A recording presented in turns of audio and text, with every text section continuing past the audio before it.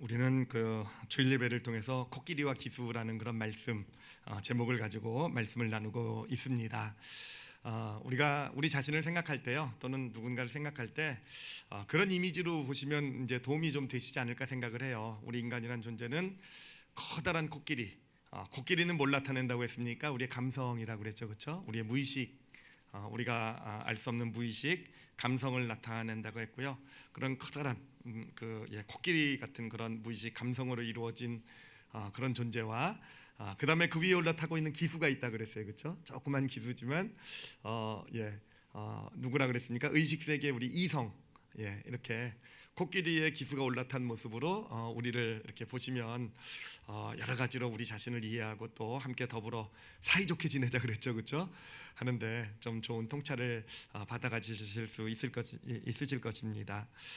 코끼리가 우리에게 주는 생각을 직관이라고 말씀드렸고요, 그렇죠? 코끼리는, 우리 안에 코끼리는, 감성은요, 어떤 일이 딱 벌어지면 바로 거기에 대해서 그 결정을 해버립니다. 방향을요. 이건 옳다, 그르다, 바르다, 또는 바람직하지 못하다, 뭐 이런 결정을 바로 해버리는.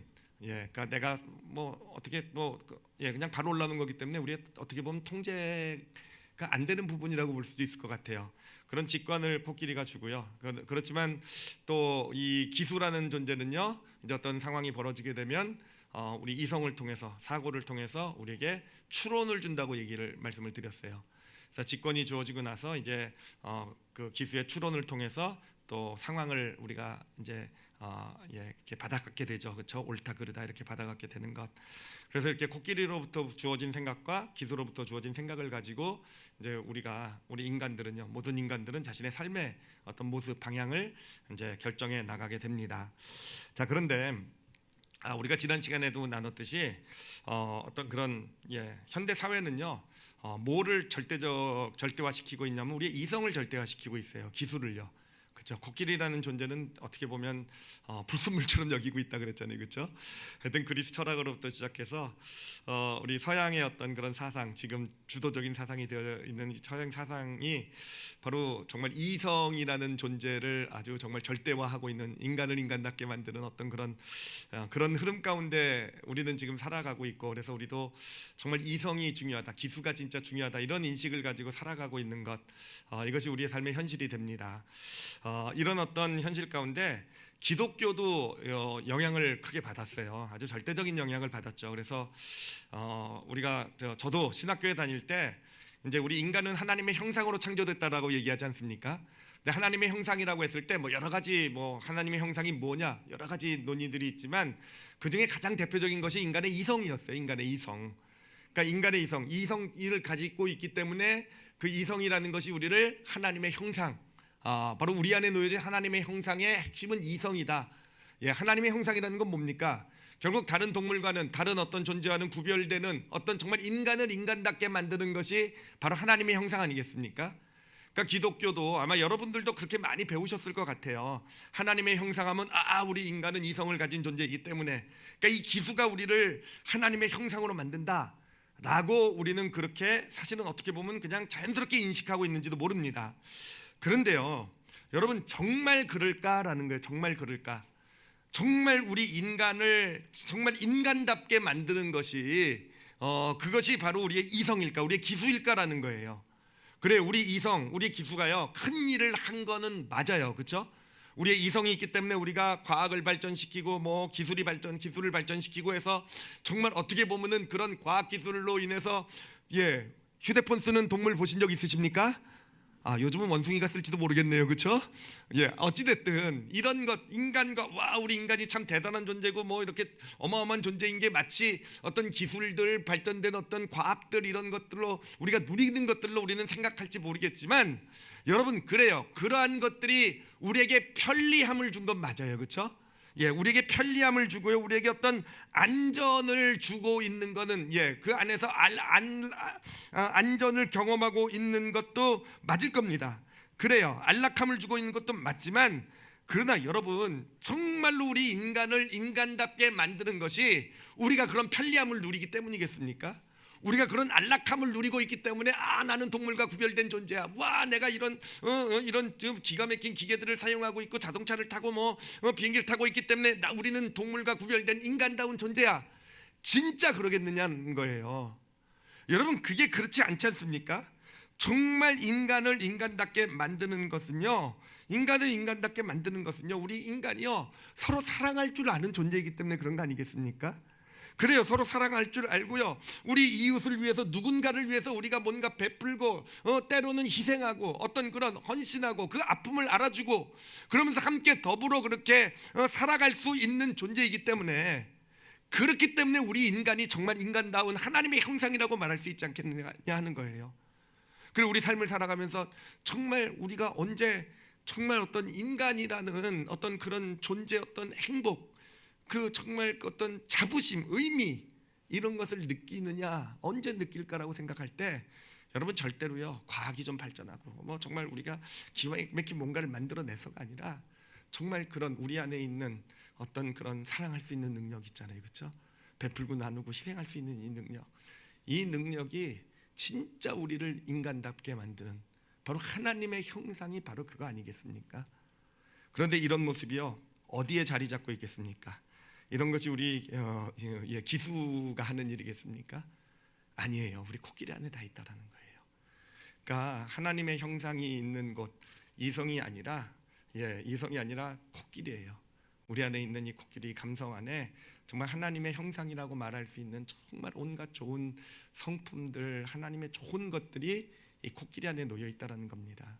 사실 기수는 제가 볼 때 하나님께서요 이 코끼리가 정말 그런 하나님의 형상을 좀 잘 나타내게 하기 위해서 도와주라고, 그 이론, 그 똑똑한 머리를 가지고 도와주라고 하나님께서 기수를 우리에게 주신 것 같아요.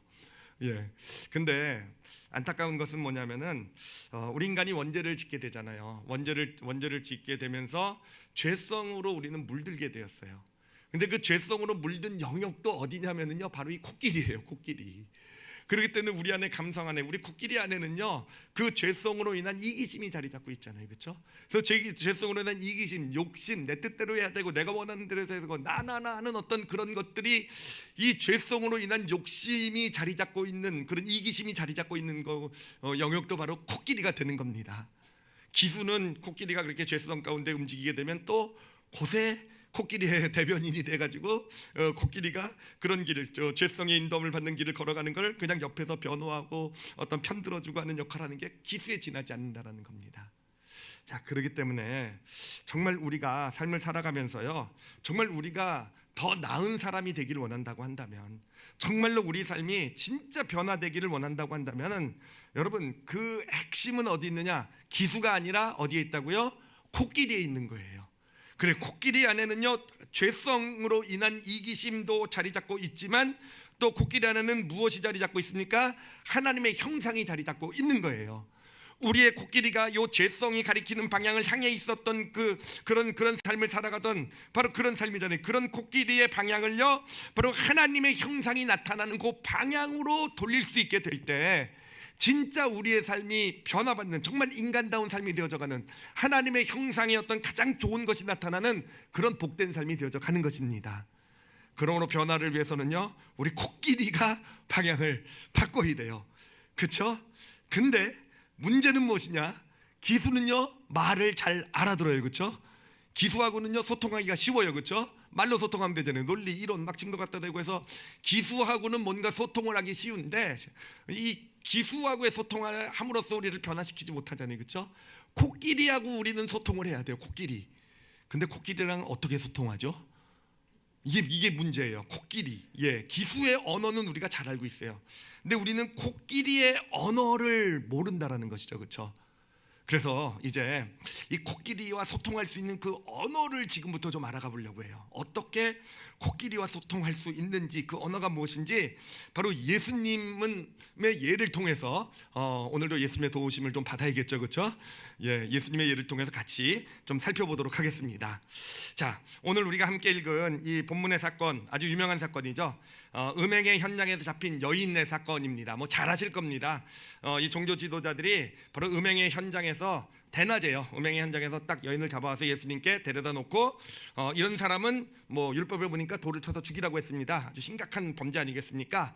당신 어떻게 하겠습니까? 이렇게 따져 묻는 그런 지금 그런 상황이에요, 그렇죠? 그런 상황입니다. 자, 그런데 여기서 우리가 그냥 참고로 좀 알아두면 좋을 만한 사실이 하나 있는데, 그건 뭐냐면은 이 여인은요, 몸을 파는 여인이라고 볼 수 있고요, 직업적인 어떤 여인이다라고 볼 수 있고요, 대낮에 잡혔다라는 것으로 봐서.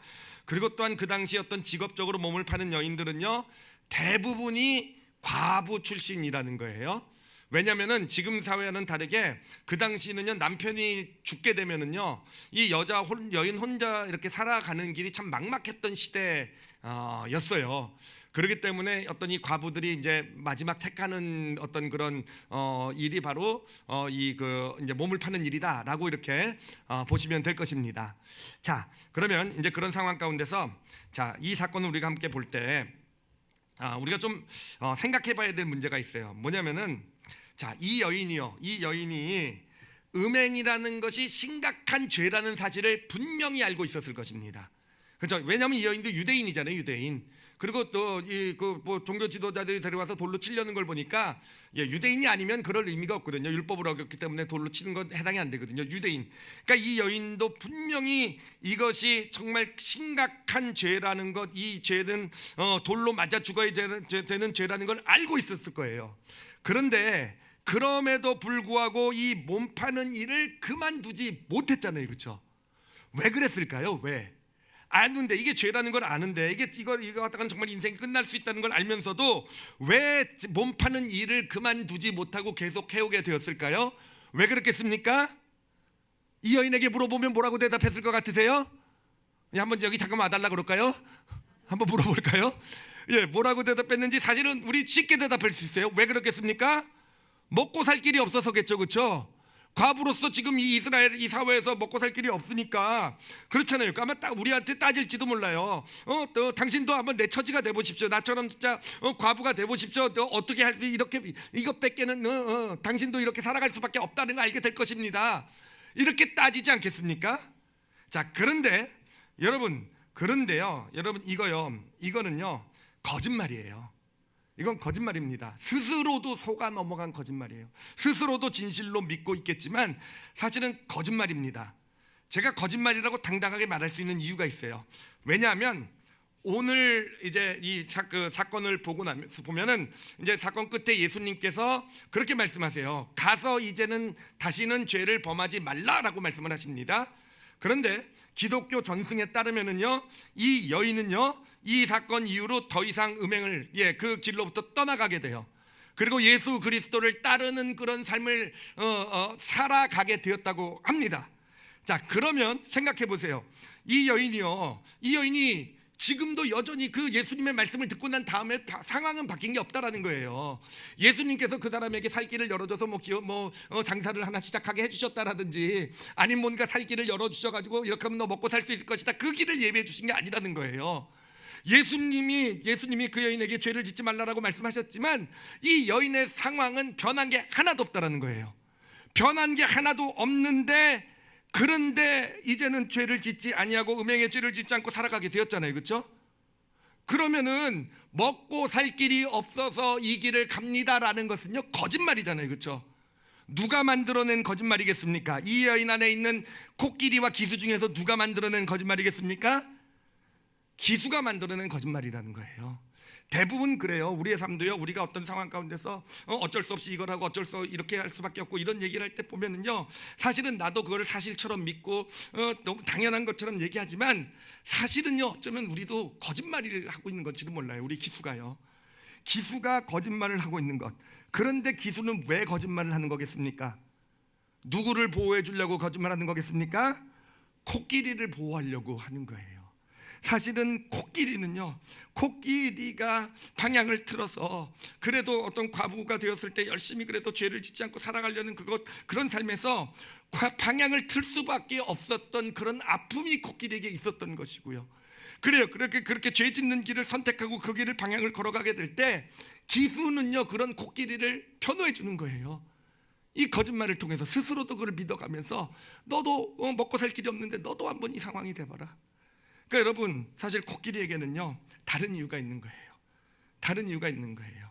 그래 우리가 머리로 생각하는 이유 말고요 진짜 이유가 따로 있는 겁니다. 그럼 이 여인의 코끼리가 왜 방향을 돌렸을까? 왜 죄라는 것을 알면서도 왜 몸을 파는 그런 일을 걸어갈 수밖에 없었을까?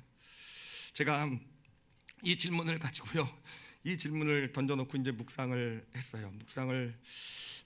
했어요. 근데 그래요. 이 여인의 상황을 생각해 보면 정말 힘들었을 것 같아요. 과부가 되고 나서 얼마나 막막했겠습니까? 그렇죠. 남편이 죽고 정말 살아갈 길이 참 쉽지 않은 어떤 그런 상황 가운데서 참 막막했는데 그런데요.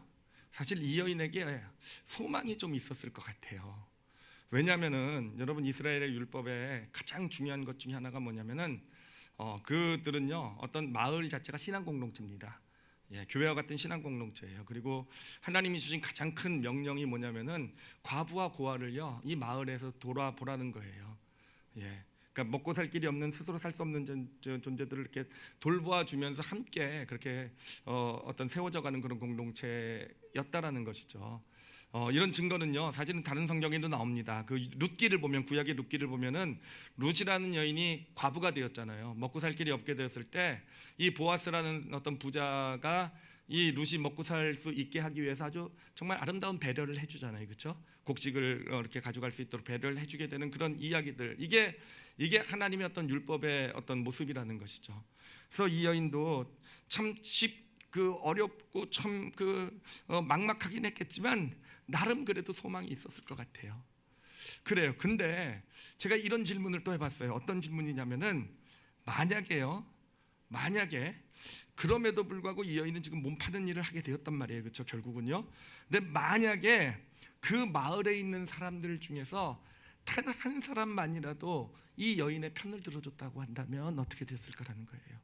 단 한 사람만이라도 이 여인의 사정을 좀 알아주고 그래 이 여인에게 용기도 주고 힘도 주면서 어떻게든 살아낼 수 있도록 그 여인 편에 가서 서줬으면 어떻게 되었을까라는 거. 그래요. 그 여인의 편에 가서 서줬으면은요 아마 이 여인은요 몸을 파는 일까지는 가지 않았을지도 몰라요. 그러나 이 길을 걸어가면서 정말 힘들고 어려운 가운데서 정말 겨우겨우 살아나가고 있는데 주변에는 아무도 관심이 없는 거예요. 아무도 내 편이 되어주지 않는 거예요. 내가 이렇게 힘들고 고통한 사정을 아무도 알아주려고 하지 않는 거예요. 그런 상황이 정말 먹고 사는 것 문제가 힘든 것도 아프고 어렵겠지만 진짜 이 코끼리를 좌절하고 무너지게 만드는 것은요 나 홀로라는 그런 생각 아니었겠어요? 아무도 내 편이 되어주지 않는다라는, 아무도 나에게는 관심을 갖지 않는다라는, 그러니 에라 모르겠다 그냥 어떤 정말 먹고 살기 위해서 내가 그냥 그래 그 핑계로라도 이 몸을 파는 길을 걸어가야 되겠다. 이것이 진짜 이 코끼리의 어떤 아픔 상처였고요. 결국은 그 가운데서 삶의 방향을 돌려버린 것, 몸을 파는 일을 하게 되는 것이 아니었겠느냐라는 것입니다. 그래요. 사실은 제가 이 일부 예배 끝나고 이 부분을 다시 묵상하면서 다 좀 돌아보게 된 거예요. 우리도 다 마찬가지인 것 같아요. 우리도 사실은 머리로 여러 가지 내 삶에 내가 지금 이런 삶을 살아가는 거에 대해서 많은 어떤 이유들 그렇듯한 어떤 논리들을 만들어내고 있지만 사실은요 진짜 우리를 힘들고 아프게 하는 것은 환경이 어려워서가 아니잖아요. 정말 내가 믿고 나를 그래도 도와줄 것이라고 이해해 줄 것이라고 생각하는 사람이 그러지 않아서요. 그렇죠? 나를 이해해 주고 나를 내 편이 되어 주지 않아서 나 홀로, 바로 그거 아니겠습니까? 우리의 아픔도요. 예, 우리가 언제 진짜 좌절하고 낙심합니까? 사실은 상황이 힘들고 어려운 것 때문에만은 아닌 것 같아요. 그 가운데서 홀로 되었다라는 그런 것이, 아무도 내 편이 되지 않는다라는 것이 우리를 진짜 낙심하게 하고요. 그렇죠? 우리를 진짜 무너지게 하는 것. 이 여인도 그렇게 된 것이에요. 이 여인의 코끼리가 그렇게 그 상처 가운데서 그 길을 몸을 파는 그 죄의 길을 걸어가게 된 것이다라고 우리는 볼 수 있습니다. 자, 그렇다면은 이제 생각해 볼 것이 뭐냐면요. 자, 그런데 예수님께서 이 여인에게 이제 오늘 보면은 마지막 부분에 가서 다시는 죄를 짓지 말라라고 말씀을 하셨잖아요, 그렇죠? 자, 근데 이 말이요, 사실은 이 여인이요 이제까지 살아오면서 진짜 수십 번도 더 들은 말이었을 거예요. 누구나 다 가서 이 여인의 어떤 몸을 파는 어떤 그런 삶을 살아가게 될 때 손가락질하면서 얘기했을 거예요. 아마 정말 좋은 충고란다라고 생각하면서도 얘기했을 거예요. 너 그런 죄 짓지 마라. 그거 하나님께 죄야. 너 그럼 너 인생 끝날 수도 있어. 아마 수십 번도 더 들어온 말일 수 있을 거예요, 그렇죠?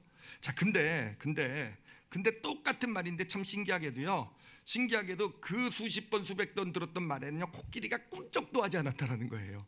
꿈쩍도 하지 않고 기수가 변명을 만들어내면서 아마 싸웠을지도 몰라요. 그런데 예수님의 이 똑같은 말에는요 코끼리가 방향을 틀었잖아요, 그렇죠? 코끼리가 틀어서 삶이 변하게 되었잖아요, 그렇죠? 어떻게 그렇게 되었을까라는 거예요. 똑같은 말인데, 그런데 어떻게 예수님이 말씀하시니까 예수님의 말씀에는 반응을 해서 코끼리가 방향을 옮기게 되었다. 어떻게 그렇게 되었겠습니까? 예, 어떻게 그렇게 되었겠습니까? 예수님의 목소리에는요 영역이 있었기 때문입니다. 왜 웃으세요? 여러분, 제가 영역 있게 기도해드리면 좋아하잖아요, 그렇죠?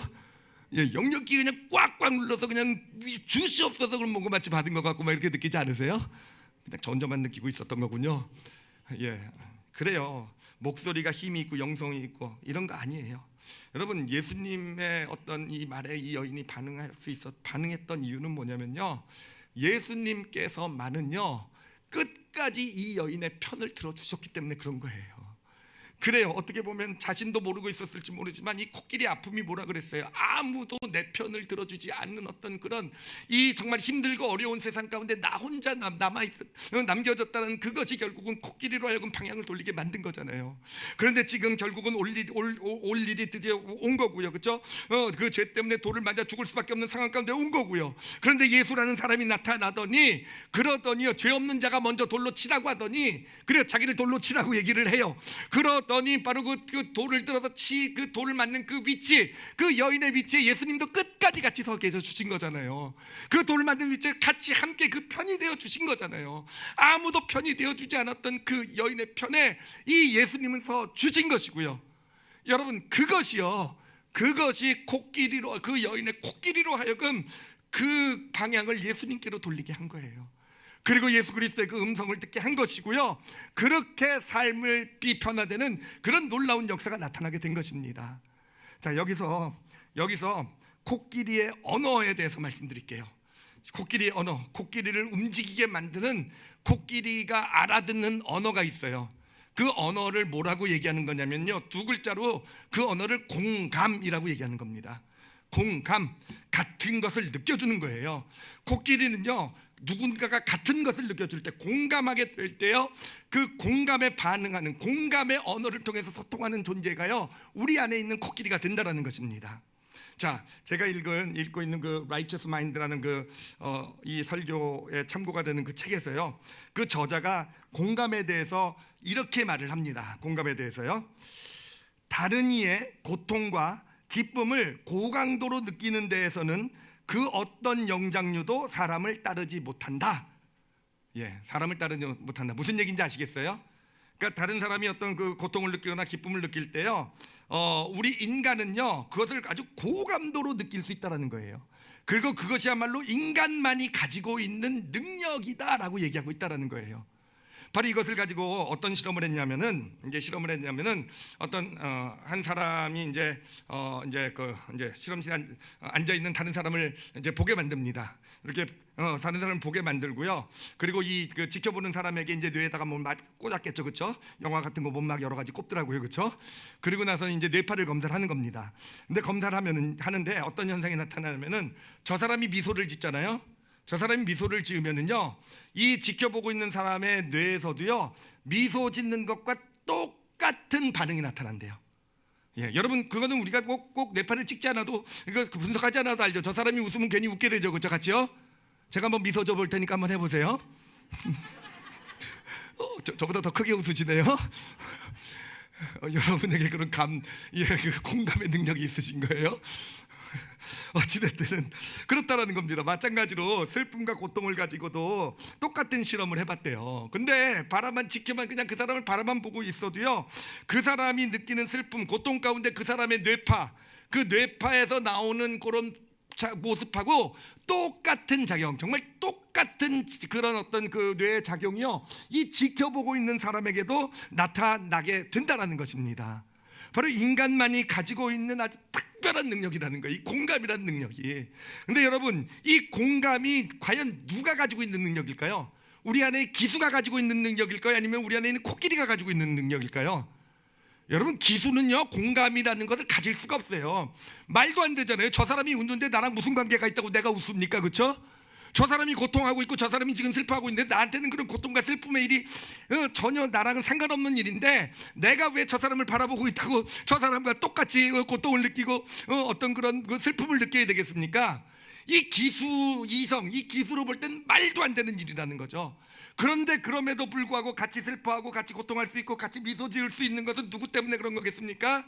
코끼리 때문이라는 거예요.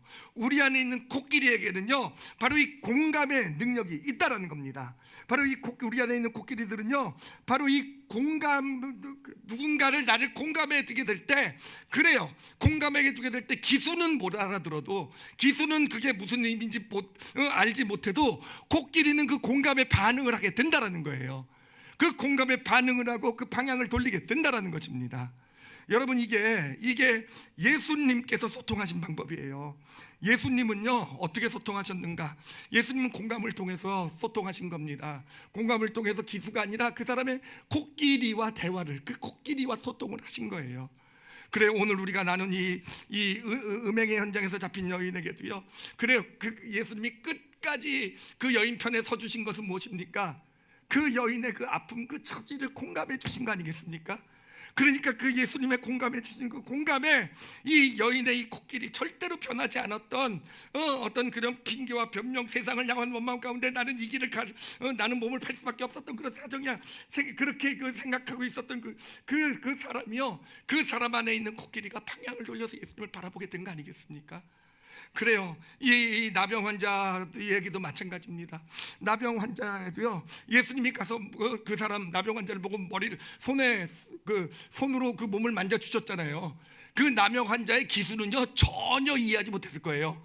이 사람이 왜 저러나, 이 사람이 내 몸을 만지면 안 되는데, 나는 부정한 몸인데, 아마 이 사람의 기수는요, 계속 그것 때문에 헷갈렸을 거예요. 이게 도대체 무슨 일이 일어나고 있는가? 그런데 여러분, 그 손을 만지는 거를, 그 언어를 알아들은 존재는 누굽니까? 그 나병 환자 안에 있는 코끼리라는 거예요. 코끼리는요, 이 예수님께서 자신의 아픔을 알아주고 계시다라는 것, 이 부정한 어떤 그것 때문에 어떤 고통을 지금 예수님과 함께 나누고 계시다라는 것, 코끼리는 그 언어를 알아들은 거예요. 그래서 예수님께 반응한 거예요. 날 때부터 속용된 거지도 마찬가지입니다. 날 때부터 속용된 거지도, 이 사람이 속용으로 태어난 것은 죄 때문이 아니라 하나님이 하실 일을 나타내고자 함이라. 여러분, 이거는요, 기수의 입장에서 보면요, 전혀 논리적이지 않은 말이에요. 전혀 이게 성경과 어긋난, 물론 멋있어 보이는 말이긴 하지만 전혀 신학적으로도 성경적으로도 맞지 않은 말이라는 거예요. 그래요. 근데 이 말은 누가 알아듣습니까? 코끼리가요. 왜냐하면 공감의 말이기 때문에. 그래요. 정말 이 사람이 어려서부터 평생 가지고 있었던 소경으로 태어난 그 아픔, 자신도 모르는 죄 때문에 저주받았다라는 그 아픔, 그것을 담고 살아온 그 안에 코끼리의 아픔, 그것을 예수님께서 알아주신 거잖아요. 공감의 언어였잖아요. 그러니까 기수가 아니라 누가 반응한 겁니까? 코끼리가 반응한 거예요. 기수는 코끼리의 쫄입니다. 아시겠죠? 예, 대변인이라고 멋있는 표현 썼지만 실은 쫄이에요. 그렇죠? 코끼리가 방향을 정하니까 기수는요, 또 거기에 맞게 믿음도 발휘하고 어떤 논리로 이렇게 돼서 그 사람의 삶들이 변화해져가는 그런 놀라운 축복, 놀라운 역사가 나타나게 된 것입니다. 오늘 말씀의 제목이요, 코끼리의 언어는 땡땡이다라고 드렸어요. 땡땡. 예, 이제 땡땡에다가 넣을 수 있겠죠, 그렇죠? 코끼리의 언어는 뭡니까? 공감이다. 예, 공감이에요. 코끼리의 언어는요, 서로 소통할 수 있는 언어는 공감입니다. 자, 그런데 문제는요, 이 공감이라는 언어가요, 참 이게 쉽지가 않아요. 어떤 분은요, 그냥 자연적인 공감의 언어를 능통한 분이 계세요. 저도 우리 보면은요, 저희 교회 교육자 중에서 뭐 이름은 말씀드릴 수 없지만 그 이땡땡 목사님이라고 누군지 모르시죠, 그렇죠? 이름은 안 말할 거예요. 근데 보면은요, 정말 얼마나 그렇게 공감을 잘하는지, 그냥 사람이 오면 그냥 그 아픔을 같이 느끼는지 그냥 눈물부터 흘려요. 어떨 때 보면 제가 이상하게 저 사람은 안 우는데 그 목사님은 울어요. 야, 정말 부럽기도 하고 어떻게 저럴 수 있을까? 예, 저는 사실은 뭐 비밀도 아니지만 진짜 저랑 가까운 가족들은 다 알죠. 제가 공감의 능력이 얼만큼 뛰어나지 못한지. 정말 예, 저희 진짜 가족들은 정말 신기하게 생각해요. 어떤 그런 네가 사실 저희 부모님이 막 부부 싸움할 때도요, 다른 제 아래 위 형제가 있는데 그 형제들은 같이 나가서 그냥 말리고 막 이러는데 저는 뭐 하는 줄 아십니까? 이건 뭐 나랑 상관없는 일이야 그러고 저는 책 보고 공부했던. 그래, 이 공감이라는 게 참 어려워요, 그렇죠? 잘 되시는 분도 있겠지만, 자, 그러면 이 공감, 그러면 어떡할 것인가? 저는 기수가 발전된 사람이에요. 머리가 좋아요, 뛰어나야 하시겠죠? 그건 인정해 주세요. 공감은 좀 못하지만 어찌됐든 제가 이렇게, 그래서 공감을 어떻게 할 수 있을까 할 때, 여러분 공감은 언어라 그랬잖아요, 그렇죠? 언어는 배우셔야 돼요, 그렇죠? 예, 잘한다고 생각하시는 분도 배우셔야 돼요. 그래서 공감을 배우면 되는데, 공감을 배울 수 있는 그 공감을 이제 훈련할 수 있는 그런 그 방법이 있어요. 두 가지를 우리가 꼭 기억해야 되는데, 여러분 첫 번째는요, 공감을 하기 위해서는요, 기수의 생각을 내려놔야 돼요. 기수의 생각을요. 기수가 가지고 있는 언어잖아요. 우리가 일반적으로 하는 그 언어들은 기수의 언어거든요. 그 기수가 가지고 있는 언어들, 그것을 가지고 우리 가지고 있는 이론들, 어떤 그런 원칙들, 어떤 내가 가지고 있는 지식, 내 경험, 이런 것들로 이렇게, 사실은 우리는 누구를 딱 볼 때 보면은요, 벌써 우리는 우리 안에 이 사람에 대한 생각들, 지식들이, 어떤 내 이론들, 어떤 그 사람이 어떤 일이 있어 그러면 그 판단들, 어떤 그런 내 경험들을 통한 어떤 이런 것들이 쫙 올라온단 말이에요. 이거는 뭐냐면 기수의 언어입니다. 근데 여러분, 우리가 기수의 언어를 계속 담고 있는 한 코끼리는요, 기수 뒤에 가서 숨어요. 대변인이 다 하도록 하고요, 코끼리는 그 뒤에 가서 숨기 때문에 코끼리의 언어가 발휘될 수 없는 거예요. 그러니까 이 사람을 볼 때, 우리가 어떤 사람을 대할 때 먼저 우리 안에 있는 이 기수의 언어를 다 내려놓을 수 있을 때, 정말 내가 가지고 있는 맞다고 생각하는 지식, 이런 내 경험을 통해서 알고 있는 것들, 이런 모든 어떤 그런 논리들, 이런 것들을 일단 다 내려놓을 수 있어야 코끼리가 앞으로 전면에 나서게 되고요. 코끼리 안에는요, 공감이라는 것은요, 우리 안에 있는 그 능력이라 그랬잖아요. 인간에게만 있는 능력, 코끼리한테 있는 능력이에요. 누구에게나 다 있어요. 그때부터 발휘되기 시작하게 된다는 것입니다. 발휘되기 시작하게 되는 거예요. 자, 그리고 두 번째로요, 이 공감의 언어는요, 공감의 언어를 하기 위해서 우리가 알아야 될 사실이 하나 있어요. 그게 뭐냐면은 아까 그 Righteous Mind라는 책에서 이제 그 공감이 무엇이라고 얘기하고 아까 실험 얘기했잖아요. 미소 짓는 사람 바라보면 나도 미소를 짓게 되고, 고통하고 힘들어하는 사람을 바라보게 되면 나도 내 뇌에서도 똑같은 현상이 나타난다고 돼 있잖아요, 그렇죠? 근데 그 실험에서요, 똑같은 현상이 나타나기 위한 절대적인 전제가 하나 있어요. 이 사람이 미소 질 때 나도 미소 짓고 힘들어할 때 다 같이 힘들어할 수 있는 절대적인 조건이 하나 있는데, 그게 뭔지 아십니까? 그게 그 사람을 바라봐야 된다는 거예요. 그 사람을 바라볼 때 공감이 우리에게 오게 된다는 것입니다. 그 능력이, 그 언어가 시작되게 된다는 것입니다. 제가 실제로 있었던 예를 하나 좀 말씀드리도록 할게요. 어떤 사람이 이제 관찰을 한 겁니다. 아침에 이제 출근 시간에, 겨울이었어요. 출근 시간에 어떤 사람이 그 밤에 술을 많이 드셨는지 하여튼 그렇게 취해서 이제 길거리에 누워 있었어요. 거기가 이제 지하철역이 올라오는 그 입구되는 그런 부분이었고, 버스 정류장이 있는 그런 번화가였어요. 근데 이 사람이 이제 그 사람을 딱 지켜보고 있는데, 한 30분 동안요, 정말 아무도 그 사람에게 관심을 갖지 않더래요. 다 외면하고 그냥 지나가더래요. 그런데 그 30분째가 되었을 때 어떤 청년 하나가 그 사람을 바라보더니 그 사람에게 다가가서요, 자신의 그 목도리를 풀어가지고는 그 사람의 목에 걸어줬다고 합니다. 자, 그런데 그때부터 놀라운 일이 나타나게 된 것은 뭐냐면은 그때부터 사람들이 하나 둘씩 그 사람, 술 취한 사람 주변에 몰려들기 시작했다라는 거예요. 그래서 어떤 사람은 장갑을 벗어주기도 하고, 어떤 사람은 외투를 벗어주기도 하고, 어떤 사람은 편의점에 가가지고 음식을 사가지고는 먹을 걸 사가지고 먹을 걸 갖다 주기도 하고, 그러더니 거기서 즉석에서 돈을 좀 모아가지고 택시비를 마련해서 이 사람에게 택시비를 주고 그렇게 해서 집에 돌려보내는 그런 일이 나타나게 되었다는 것입니다. 자, 여기서 우리가 분명히 볼 수 있는 것은 무엇이냐? 공감의 언어는 눈에서부터 시작하게 된다는 겁니다. 바라보지 않으면 공감의 언어가 시작되지 못해요. 아까도 말씀드렸던 것처럼 우리의 기수의 언어가 왜 문제가 되냐면은, 기수의 언어는요, 이 사람을 볼 때 이 사람을 보지 못하게 만드는 거예요. 내가 이미 가지고 있는 어떤 논리들, 생각들, 이론들, 어떤 내 경험들, 지식들을 가지고 이 사람을 직접 바라보는 것이 아니라 이 내가 가지고 있는 이론, 논리, 지식, 어떤 선입견, 이런 것을 바라보게 만들기 때문에 공감의 능력이 나타나지 못하는 거예요. 그러나 우리가 이것을 내려놓을 수 있게 될 때, 이 기수의 언어를 내려놓을 수 있게 될 때 우리는 그 사람을 바라볼 수 있게 되는 것이고, 바라보게 되면은요, 내 안에 어느샌가 이 공감에, 이미 이 내 코끼리 안에 놓여 있었던 공감의 언어가 나타나기 시작하게 된다는 것입니다. 자, 근데요, 여기서요 또 하나 아주 중요한 놀라운 사실이 하나 있어요. 뭐냐 하면은요, 이 사람들이요 봤잖아요, 그렇죠?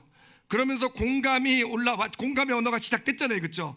공감의 언어가 시작되게 되자, 아까 그 술 취한 사람 이야기요, 시작하게 되자 그 사람 안으로부터, 그 사람들, 주변 사람들로부터 어떤 일이 나타납니까?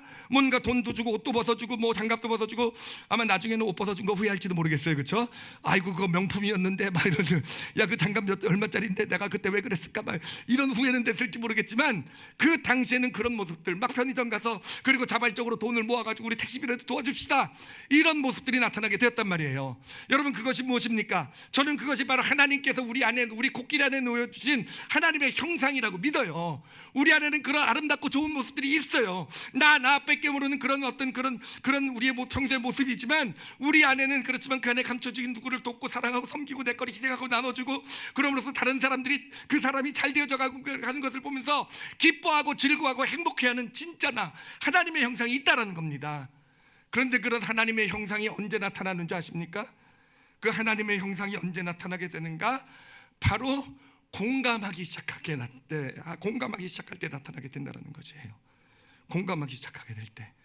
그래요, 우리가 누군가를 공감하게 될 때요, 공감이라는 것은요, 어떻게 보면 우리 코끼리 안에 갇혀져 있는 하나님의 형상의 그 갇힌 문을 여는 열쇠 같아요. 그래서 정말 이기적인 우리지만, 정말 이기적인 나밖에 모르는 그런 존재지만, 공감에게 나를 맡기게 되었을 때, 외면하지 아니하고 내 지식, 내 어떤 기수의 어떤 언어를 내려놓고 바라보게 되었을 때요, 공감의 언어가 시작되게 됐을 때 우리 안에 있는 정말 좋은 것들이, 정말 아름다운 것들, 하나님의 형상들이 발휘하게 된다는 겁니다. 그 술 취한 분 있을 때 30분 동안요 아무도 다가가지 않았어요. 우리 인간이란 그런 존재예요. 우리 인간이란요, 죄성이란 바로 그런 거예요. 예, 그냥 나 바빠, 지금 회사 가야 돼, 괜히 도와줬다가 귀찮은 일을 될 수도 있어, 뭐 이런 여러 가지 어떤 핑계, 변명, 논리, 기수의 논리를 가지고 그냥 우리 코끼리의 이기심을 그냥 그대로 보호하고 이기심을 가지고 살아가는 걸 당연하게 만드는 것, 이게 우리 인간 안의 죄성의 모습이에요. 그런데 우리가 바라보기 시작하게 될 때요, 우리 안에서 그래서 공감의 언어가 발휘되기 시작하게 될 때요, 그래요, 공감의 언어는요 그 사람을 변화시켜요. 그 사람이 알아들으니까, 반응하기 시작하니까, 내가 얘기하면 듣기 시작하게 돼요. 이전에는 똑같은 얘기인데 전혀 듣지 않았던 사람이 듣기 시작하고 그 삶이 변화받기 시작하게 돼요. 그러면서 동시에 어떤 일이 일어나게 됩니까? 동시에요, 내 안에 있는 정말 좋은 것들이 나타나게 돼요. 와, 내가 정말 이런 존재였는가? 야, 나도 이렇게 사랑할 줄 알고, 섬길 줄 알고, 희생할 줄 알고, 베풀 줄 알고, 정말 나도 감동 있는 삶을 살아갈 수 있는 존재구나 라는 것을 발견하게 되는 것. 여러분, 우리가 공감을 하게 될 때 우리 삶 가운데서 나타나는 그런 모습이 되는 것입니다. 그래서 우리 이제 우리 올리브교회 성도들은요, 공감의 언어를 좀 배우셨으면 좋겠어요. 여러분, 배우고 싶으십니까? 예, 좀 배웠으면 좋겠어요. 예, 근데 공감의 언어는 어디서 시작이 된다고요? 바라보는 데서 시작이 돼요. 바라보는 데서. 그래요. 예수님을 생각해 보면 정말 사람들이 나타났을 때 다른 사람들은요, 어떤 도움이 필요한 사람이 나타났을 때 다 쳐다보지 못했던 것 같아요. 기수의 언어에 매여서, 자신의 생각에 매여서. 그런데 예수님만은 바라봐 주셨어요. 아시겠죠? 어떻게 해야 되는지. 그렇죠? 여러분, 주변에 있는 사람들을 이렇게 바라볼 때요, 자신의 그 기수의 생각을 다 내려놓으실 줄 아시는 그런 여러분이 되시길 바랍니다. 그리고요, 공감을 통해서 소통하실 줄 아시는, 저 같은 존재에서도 공감의 능력이 나타나더라고요.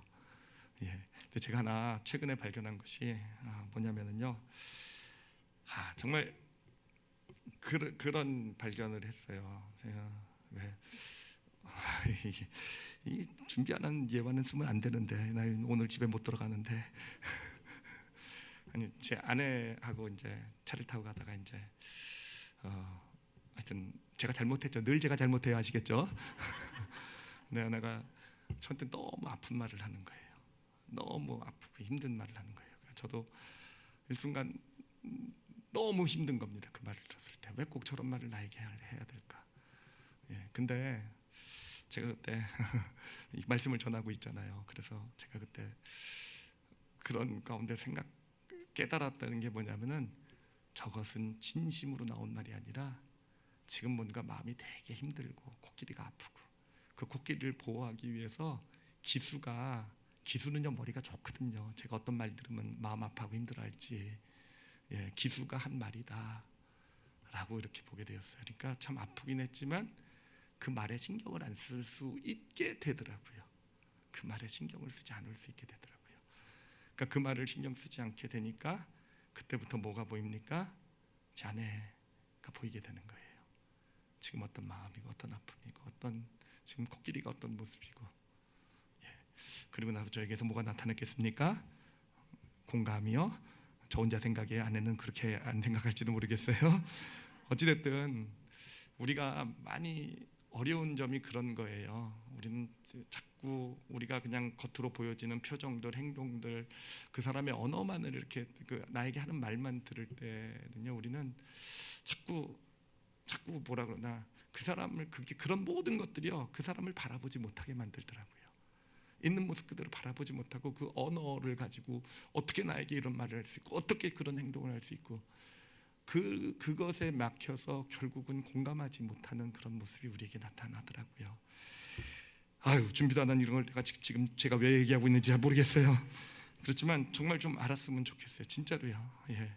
우리가 그런 것들, 정말 나에게 아픔이 되고 상처가 되고 왜 그런 말, 이런 것들을요 사실 다 내려놓을 수 있게 될 때 바라볼 수 있게 되고요, 공감할 수 있게 돼요. 그렇게 되면은요 진짜 저로부터요 좋은 모습이 나타나요. 진짜로요. 내가 이렇게 괜찮은 사람이구나. 그러면서 진짜 힘들고 아프고 어려웠던 관계가 다시 회복이 되고, 정말 진짜 도움의 손길을 내밀을 수 있게 되고요. 그러면서 진짜 그 코끼리가 방향을 바꾸게 하는데 내가 정말 도움을 줄 수 있는 그런 존재가 되어져 가는 것입니다. 하여튼 오늘 말씀에서 공감이 코끼리 언어라는 사실을 좀 우리가 마음에 잘 담으시고요. 여러분 주변에 사랑하는 사람들 있잖아요. 가족들 있잖아요. 갈등은요 주로 기수의 레벨에서 일어나요. 코끼리는 아픈데 기수가 그것을 보호하기 위해서 서로 하는 그런 레벨에서 일어납니다. 우리 그런 것 좀 잘 보시고요. 상대방의 진짜 본 모습을 잘 바라봐 주시고, 그래서 진짜 하나님께서 우리에게 이미 하나님의 형상으로 주신 그 공감의 능력을 잘 발휘하셔서 진짜 좋은 영향력을 미쳐나가는 그런 복된 인생을 사시는 저 여러분이 되시기를 예수님의 이름으로 축원합니다. 기도하시겠습니다. 이 시간 기도하실 때요,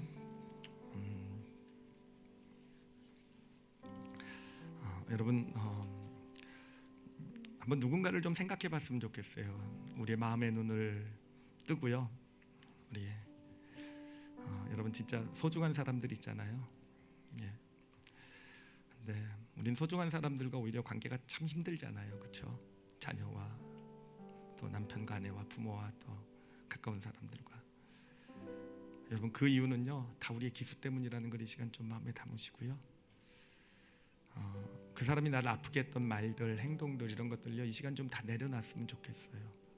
이 시간에 좀 우리 기수의 그런 생각들, 이 사람은 그래 저래 이런 것들 좀 다 내려놨으면 좋겠고요.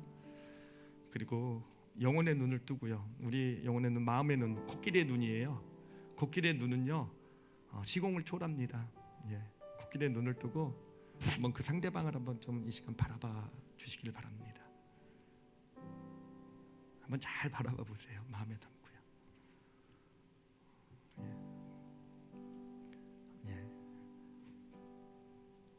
겉으로 보여지는 말이나 모습이 아니라 그 안에 코끼리가 보이지 않습니까? 아파하고 있는, 힘들어하고 있는, 외로워하고 있는. 특히 코끼리는요 자기 편이 아니라고 생각할 때 가장 아파하는 것 같아요. 그래서 날선말도 하고 기수가요. 그래서 내가 싫어하는 행동도 하고. 좀 우리가 이 시간 좀 도와줄 수 있었으면 좋겠어요. 하나님께 좀 구하세요. 내가 그 사람의 그 코끼리를 보게 해주세요라고 이 시간. 그리고 나에게 공감할 수 있는 마음을 주세요라고요. 아마 이미 공감하게 되실 거예요. 이런 기도를 드릴 때 이미 그 사람의 아픔이, 힘듦이 전달되어 올 것이고, 그 사람에게 정말 필요한 것이 무엇인지를요. 여러분 공감의 마음이 생기기 시작하면 내 안에서 놀라운 능력이 나타나요. 진짜요.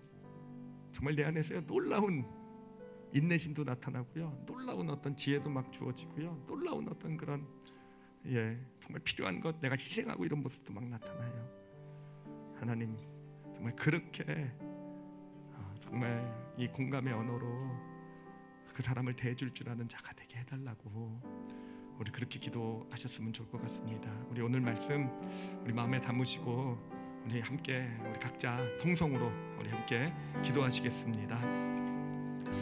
하나님 아버지 감사해요. 하나님 아버지 우리 안에 정말 하나님께서 정말 놀랍고 좋은 것들을 다 놓아두셨는 것 알게 해주시니 정말로 많이 감사합니다. 하나님 우리도 정말 착하게 살 수 있고요, 정말 베풀고 나누고 섬기면서 나만을 위해서가 아니라 정말 때로는 희생을 해가면서 정말 멋지고 감동적인 그런 삶을 살아낼 수 있는 존재들을 바로 하나님의 형상이 바로 우리 안에 있음을 이 시간 믿음으로 고백합니다. 하나님 그 하나님의 형상을 삶을 살아가면서 좀 마음껏 발휘하는 그런 복된 인생들이 되게 하여 주시옵소서. 하나님 갇혀있는 그런 하나님의 형상들을 우리가 이 공감을 통해서 풀어낼 줄 아는 그런 믿음의 길을 걸어가게 하여 주시옵소서. 하나님 그래서 정말 우리 성도들이 있는 그 자리, 우리 성도들로 인해서 그 자리에 정말 평화가 흘러넘치고 하나님 삶이 회복이 되어져 가고 하나님 정말 서로 사랑하면서 아끼면서 그렇게 함께 더불어 살아갈 수 있는 복된 길이 열려져 가는 그런 하나님의 축복을 보게 하여 주시옵소서. 하나님 우리에게 공감의 능력이 다 있는 줄 믿습니다. 하나님 감사해요. 이제는 이 공감의 언어를 가지고 말하겠습니다. 하나님 정말 많이 배우고 정말 그 공감의 언어의 그 축복을 많이 누리는 저희들 되게 하여 주시옵소서. 감사드리며 예수님 이름으로 기도드렸사옵나이다. 아멘.